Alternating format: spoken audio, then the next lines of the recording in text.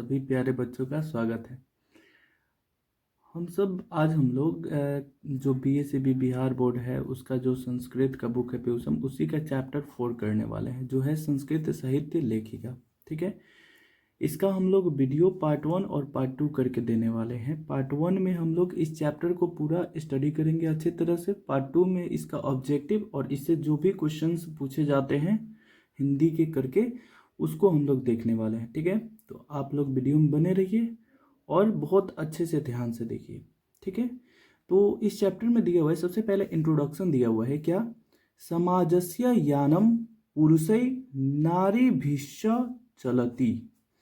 समाजस्य का के की है, यहाँ पर षष्ठी विभक्ति का प्रयोग किया गया है और बालकस्य होता है इसलिए का के की हो जाएगा, यानी समाज की गाड़ी, यानम मीन्स गाड़ी, पुरुषै नारी भीश्च, पुरुष और स्त्री नारियों से चलता है। मतलब समाज जो है, पूरे समाज की जितनी भी व्यवस्थाएं हैं वो सभी के सभी पुरुष और नारियों के द्वारा ही संचालित होती है।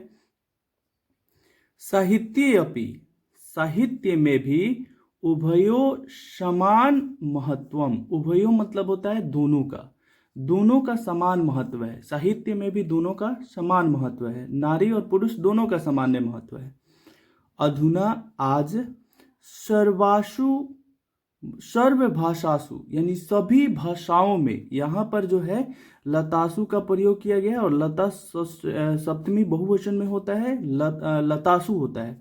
उसी तरह से भाषा जो है आकरण शब्द है तो लता पर चलेगा, दैट मीन्स उसमें हो जाएगा सप्तमी बहुवचन, सप्तमी बहुवचन है और इसीलिए हुआ है भाषासु, यानी भाषाओं में, अधुना आजकल सभी भाषाओं में साहित्य रचनाया, और साहित्य की रचना में स्त्रियों अपि तात्पर्य सन्ति, स्त्री भी तात्पर्य है, यानी स्त्री भी अपना भागीदारी निभा रही है। यशश्च लभन्ते, और यश यानी नाम की, नाम भी कमा रही है, अपना नाम भी बना रही है। ठीक है ना।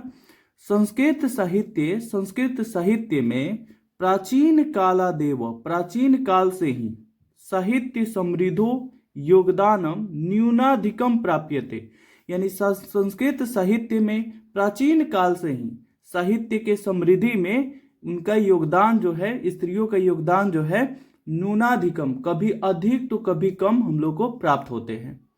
पाठे अयम, यहाँ पर अयम होगा, पाठे अयम, इस पाठ में, पाठे अस्मिन, इस पाठ में उन्नति प्रसिद्धा नाम, उनमें से कुछ जो प्रसिद्ध है, लेखिकानमेव, लेखिकाओं का ही चर्चा वर्तते, यानी इस पाठ में उन प्रसिद्ध लेखिकाओं में जो संस्कृत साहित्य में अपना योगदान हुई है, दी हुई है, उनका वर्णन किया गया है।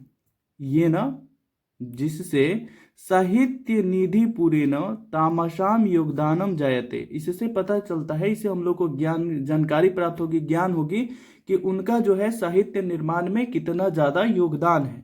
ठीक है, ये इंट्रोडक्शन था।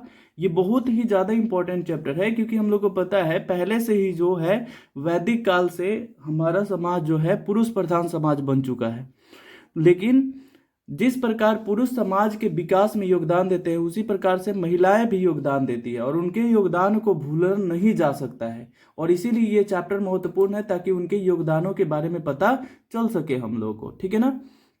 अब चैप्टर स्टार्ट करते हैं हम लोग। विपुलम संस्कृत साहित्यम विभिन्न कवि भी, यानी विशाल, विपुलम मीन्स होता है विशाल, विशाल संस्कृत साहित्य विभिन्न कवि भी, यानी साहित्यम विभिन्न, अलग अलग, बहुत सारे अलग अलग, कवि भी, शास्त्रकारश्च संवर्धितम, यानी विशाल संस्कृत के साहित्य के विकास में, संवर्धित करने में, बढ़ाने में बहुत सारे अलग अलग कवि भी और शास्त्रकारों का योगदान है।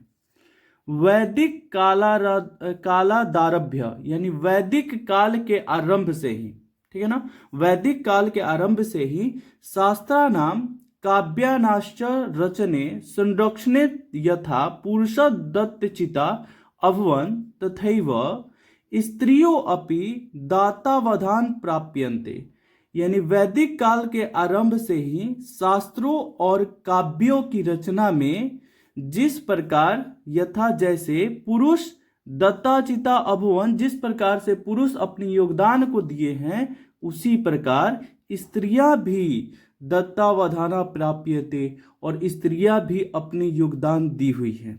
यानी जिस प्रकार ऋषि लोग जो है वैदिक निर्माण में, वेदों के निर्माण में, काव्यों के निर्माण में, और जैसे हम लोग का महाभारत जो है महाकाव्य है, रामायण है ये महाकाव्य है, ये सब के निर्माण में जिस प्रकार पुरुष यानी ऋषि लोग अपने योगदान दिए, उसी प्रकार उनकी पत्नियां यानी ऋषिकाएं भी अपना योगदान दी हुई हैं। वैदिक युग में मंत्रा नाम दर्शका न केवला, मंत्रों के दर्शन ये दर्शका यानी निर्माण में न केवल ऋषि प्रत्युत ऋषिका अपि संति, यानी उन ऋषिका भी हैं। यानी वैदिक में जितने भी मंत्र का निर्माण हुए यानी खोजे गए या लिखे गए, उसमें सिर्फ और सिर्फ ऋषि नहीं, ऋषिका भी है जो योगदान दी हुई हैं।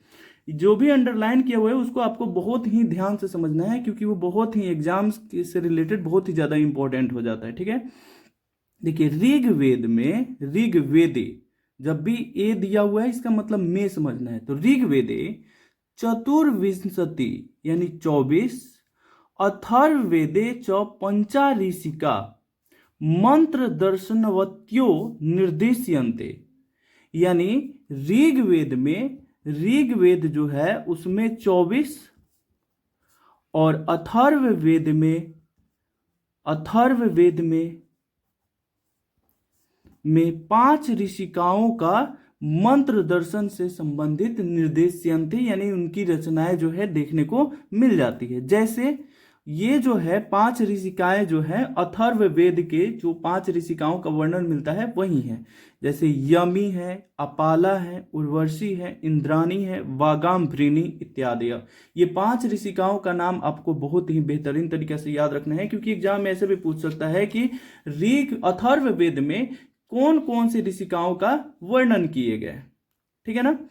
उसके बाद हम लोग देखते हैं एक उपनिषद है हम लोग का बृहदारण्य उपनिषद में बताया गया है याज्ञवल्क्य पत्नी मैत्रेयी। ये भी बहुत ही ज्यादा इंपॉर्टेंट बन जाता है, याज्ञवल्क्य की पत्नी मैत्रेयी।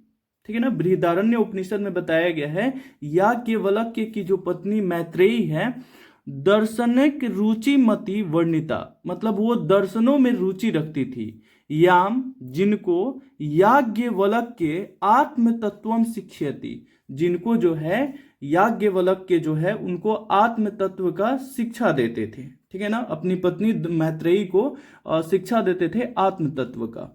जनकस्य सभायाम, जनकस्य फिर बालकस्य आ गया ना, बालकस्य काके की, तो जनक के सभा में, लतायाम सभायाम, सभा में शास्त्र कुशल के रूप में गार्गी, ये भी बहुत ही ज्यादा इंपॉर्टेंट बन जाता है, ये भी याद रखना है। गार्गी वचन कवि तिष्ठति अस्मा, मतलब वो वक्ता के रूप में, शास्त्र कुशल के रूप में अपने पिता के सभा में वो गार्गी बैठती थी। ठीक है।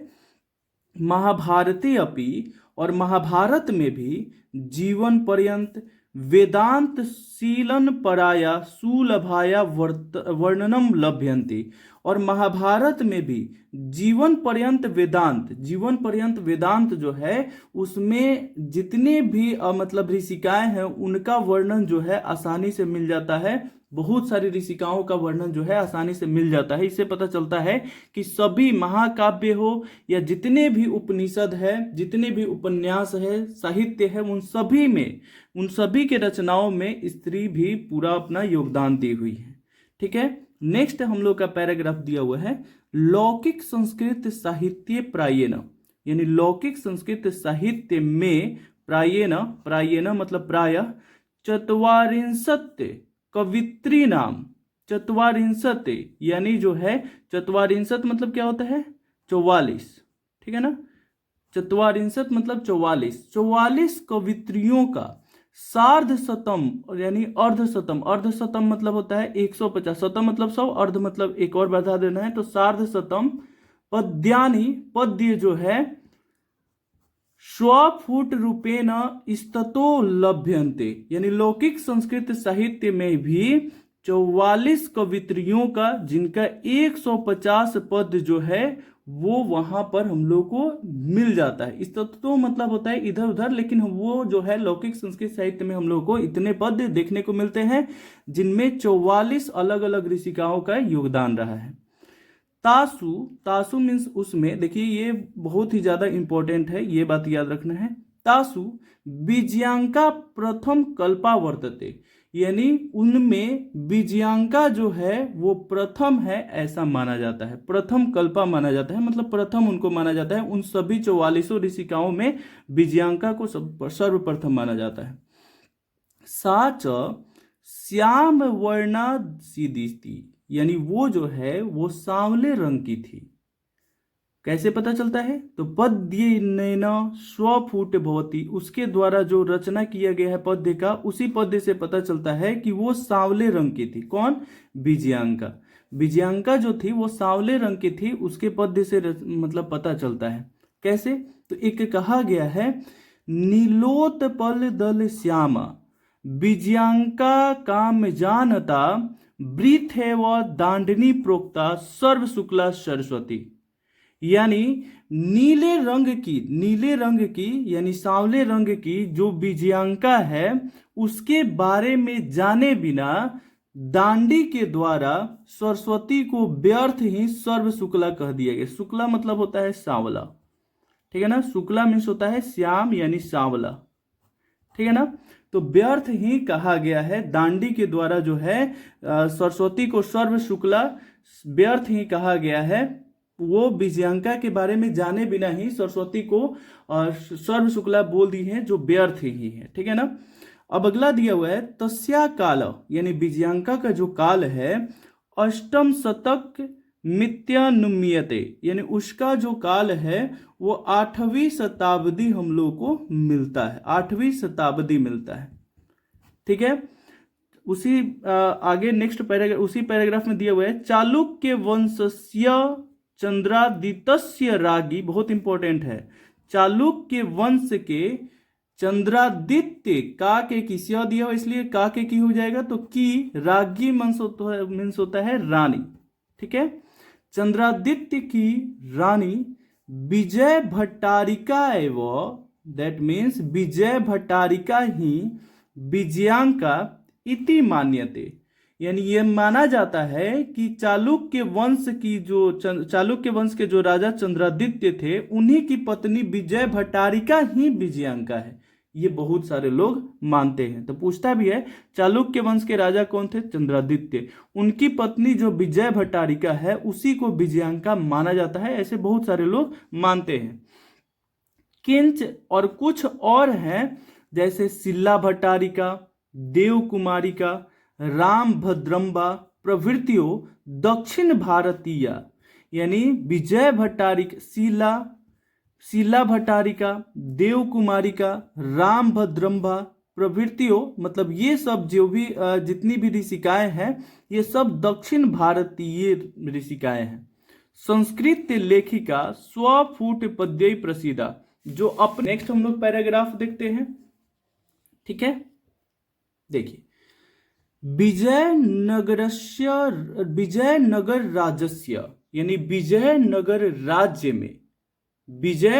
राज्य में नरेश, यहां पर स्य दिया ना तो के हो जाएगा, विजयनगर राज्य के नरेश यानी राजा, संस्कृत भाषा संरक्षणाय, संस्कृत भाषा के संरक्षण में, संस्कृत भाषा के समृद्धि में, उसके सुरक्षित रखने के लिए, यानी वो विलुप्त नहीं हो उसके लिए, कृत प्रयासा आसानीति विदित में वह, ये हम लोग को प्राप्त होता है कि उन्होंने बहुत ही ज्यादा प्रयास किया ताकि संरक्षण, संस्कृत भाषा का, साहित्य का संरक्षण हो सके। तो इनके भी योगदान को भूला नहीं जा सकता है। तेसान मंत पूरे अपि, उनका अंतःपुरे अपि, अंतःपुर में, वहीं पे उन्हीं के राज्य में अंतःपुर में संस्कृत रचना कुशला राज्ञो अभवन, मतलब संस्कृत साहित्य के रचना में उन्हीं के राज्य में काफी ज्यादा कार्य किए गए, ठीक है। कंपन रायस्य, ये भी याद रखना है, कंपन रायस्य यानी कंपन राय की, जो चतुर्थ शतकम यानी 14वीं शताब्दी का बात हो रहा है, कंपन राय, रागी मतलब रानी, गंगा देवी, याद रखना है कंपन राय की पत्नी गंगा देवी। कैसे याद रखिएगा, तो गंगा की जो लहरें होती है वो इस तरह से चलती है, इस तरह से चलती है, तो कंपन करते हुए चलती है, तो उसी से याद रखना है कंपन राय की पत्नी गंगा देवी मधुरा विजयम, मधुरा विजयम ये भी याद रखना है, बहुत ही ज्यादा इंपॉर्टेंट है। मधुरा विजयम इति महाकाव्यम, महाकाव्य स्वस्वामिनौ, अपने पिता जो मदुरई के रहने वाले, सॉरी अपने पति, स्वस्वामिनौ अपने पति जो मदुरई के रहने वाले थे, वहां पे राज्य करते थे कंपन राय, विजय घटनामश्रित्य रचित्यत, विजय घटना पर आश्रित एक महाकाव्य की रचना की अपने पति से संबंधित, जो कौन सा था, मधुरा विजयम था। तत्र अलंकारानाम सन्निवेश अवर्जको वर्तते, उनके जो अलंकार का प्रयोग किए गए हैं वो जो है इतने विशेष है कि उसकी विशेषताएं जो है वो शब्दों से वर्णन नहीं किए जा सकते हैं। ठीक है ना, ये बात याद रखना है। इस प्रकार से हमें पता चलता है कि संस्कृत साहित्य के रचना में किस प्रकार से मतलब ऋषिकाएं जो है अपने योगदान दी हुई है। तस्मी नेव, और उसी राज्य, उन्हीं के राज्य में मतलब उसी राज्य में, किस राज्य में, तो ये विजयनगर के राज्य में षोडश शते यानी 16वीं शताब्दी में शासनम कुर्वत, शासन करते हुए, कौन शासन कर रहे थे, अच्युत रायस्य, ये भी याद रखना है, अच्युत रायस्य रागी यानी उनकी पत्नी, अच्युत राय की पत्नी तिरुलंबा। ठीक है ना, याद रखना है, बहुत ही ज्यादा इंपॉर्टेंट है। ठीक है ना, अच्युत राय की पत्नी कौन थी, तिरुलंबा थी। कंपन राय की पत्नी कौन थी, गंगा देवी थी। चंद्रादित्य की पत्नी कौन थी, विजय भट्टारिका थी, जिसको मतलब विजयांका भी कहा जाता है। ठीक है, अब ये जो तिरुलंबा है, वरदाम्बिका परिणयम नामक प्रौढ़ चंपू महाकाव्यम अरचयत, यानी वरदाम्बिका परिणयम नामक एक महान चंपू महाकाव्य की रचना की हुई थी। अब ये चंपू महाकाव्य क्या होता है, तो देखिए कोई भी अगर काव्य हो, ग्रंथ हो, उसमें अगर गद्य और पद्य के रूप में लिखे गए हैं, कविता और कहानी के भी रूप में अगर किसी भी ग्रंथ की रचना किया गया है, तो उसको चंपू महाकाव्य कहा जाता है। तो चंपू महाकाव्य की रचना की, तत्र वहां संस्कृत गद्यस्य छटा, यानी संस्कृत गद्य की जो छटा है, छवि जो देखने को मिलता है, समस्त पद्यवल्या ललित पद विन्यासेन चातीव शुभ्यते, और उसमें जो समस्त पद देखने को मिलता है, ललित पद देखने को मिलता है, और उसके जो विन्यास देखने को मिलता है वो बहुत ही ज्यादा शोभनीय है, बहुत ही ज्यादा शोभनीय है। संस्कृत साहित्य प्रयुक्तम दीर्घतमम समस्त पदवपि तत्रैव लभ्यन्ते, और उनके जो द्वारा समस्त पद का प्रयोग किया गया है, यानी समास यानी समस्त पद का जो प्रयोग किया गया है, वो और भी जितने बड़े बड़े समस्त पद का प्रयोग किया गया है वो संस्कृत साहित्य में कहीं भी और देखने को नहीं मिलता है। ठीक है ना, आगे देखिए हम लोग नेक्स्ट, तो आधुनिक काल में संस्कृत साहित्य लेखिकासु, संस्कृत साहित्य लेखिकाओं में, ठीक है ना, लतासु होता है, तो संस्कृत साहित्य लेखिकासु यानी संस्कृत साहित्य लेखिकाओं में पंडित क्षमा राव, आधुनिक जो संस्कृत साहित्य लेखिकाएं हैं उनमें पंडित क्षमा राव जो 1890 से 1953 तक रही, ये भी बात याद रखना है। नामधिया विदुषी अतीव प्रसिद्धा, नामक जो विदुषी है वो बहुत ही ज्यादा प्रसिद्ध है। तया स्वपितु, वह अपने पिता का नाम क्या था, शंकर पांडुरंग पंडितस्य, यानी शंकर पांडुरंग पंडित उनके पिता का नाम था।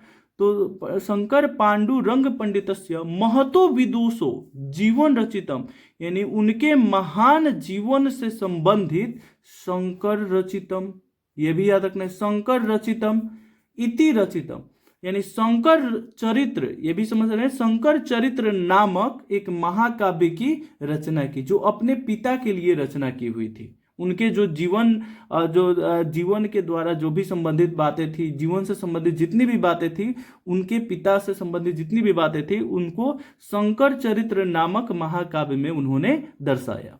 ठीक है ना, अब लास्ट पैराग्राफ दिया गया है, गांधी दर्शन प्रभाविता, यानी पंडित क्षमाराव जो हैं वो गांधी दर्शन से प्रभावित होकर सत्याग्रह गीता, और उनसे प्रभावित होकर वो कुछ पुस्तकें ग्रंथ की रचना की हैं, जैसे सत्याग्रह गीता, मीरा लहरी, कथा मुक्तावली, विचित्र परिषद यात्रा, ग्राम ज्योति इत्यादि न अनेकान पद्य पद्य ग्रंथानाम प्रणीतवती, यानी वो जो है गांधी दर्शन से, गांधी जी से प्रभावित होकर, उनके जो बातें बताई गई थी, उनके जो कथन थे उससे प्रभावित होकर सत्याग्रह गीता, मीरा लहरी, कथा मुक्तावली, विचित्र परिषद यात्रा, ग्राम ज्योति इत्यादि बहुत सारी, इतनी सारी मतलब ग्रंथों की वो रचना की हुई है। वर्तमान काल में लेखनरतासु, यानी जितने भी लेखक हैं, जितने भी लेखिकाएं हैं, उसमें कवित्रियासु, कवित्री जितने भी हैं वो कौन कौन से प्रचलित है? पुष्पा दीक्षित, वनमाला भवालकर, मिथिलेश कुमारी मिश्र, प्रवृत्त्योन्नदीनम संस्कृत साहित्यम पूरयन्ति, यानी पुष्पा दीक्षित, वनमाला भवालकर, मिथिलेश कुमारी मिश्र, ये जो है बहुत ही ज़्यादा फेमस है, इसलिए याद रखना इनके बारे में कि मिथिलेश कुमारी मिश्र इत्यादि जो है आजकल संस्कृत साहित्य की पूरा कर रही है, उसके जो भी आवश्यकता है उसकी पूर्ति कर रही है, उसमें समृद्धि कर रही है। ठीक है ना? तो इस प्रकार से जो है चैप्टर हम लोग का समाप्त हो गया। अब नेक्स्ट पार्ट में हम लोग पार्ट 2 में इससे रिलेटेड ऑब्जेक्टिव करेंगे और उसके बाद हम लोग उसका प्रश्न उत्तर भी देखेंगे। तो मिलते हैं फिर नेक्स्ट वीडियो में, तब तक के लिए बाय।